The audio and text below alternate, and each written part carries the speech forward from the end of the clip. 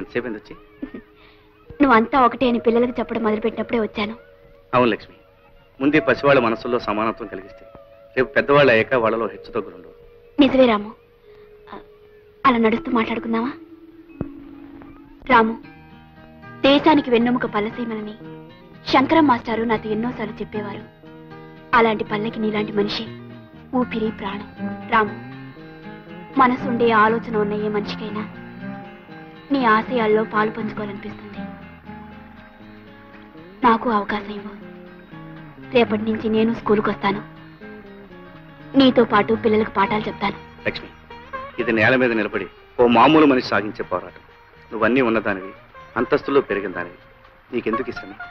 రాము, ఎవరైనా సరే మనిషి పుట్టినంత మాత్రాన మనిషి అనిపించుకోడు. ఏదో ఒకటి చేసి ఎంతో కొంత సాధించి ఆ బ్రతుకి ఒక అర్థం కల్పించుకోగలిగితేనే నిజమైన మనిషి అనిపించుకుంటాడు. అది నువ్వు సాధించి ఈ ఊరికే ఒక గొప్ప వ్యక్తివి, మహాశక్తివి కాబోతున్నావు. నువ్వు అనుమతిస్తే ఈనాటి నుంచి నీ ఆశల్లోనూ ఆశయాల్లోనూ చివరికి నీ జీవితంలోనూ భాగస్వామిగా ఉంటాను.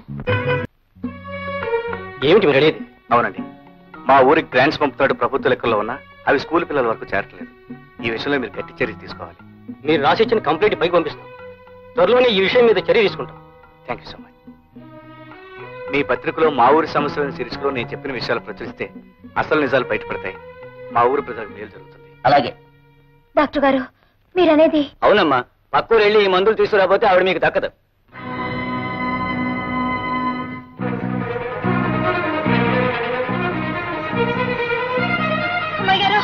హడావిడిగా వస్తున్నావు? బాబు గారు, మా అత్తకి జ్వరం బాగా ఎక్కువైపోయినది. సమయానికి మా బావ లేడు. డాక్టర్ అత్తమ్మని చూసి 50 రూపాయలకు మందులు రాసిచ్చాడు.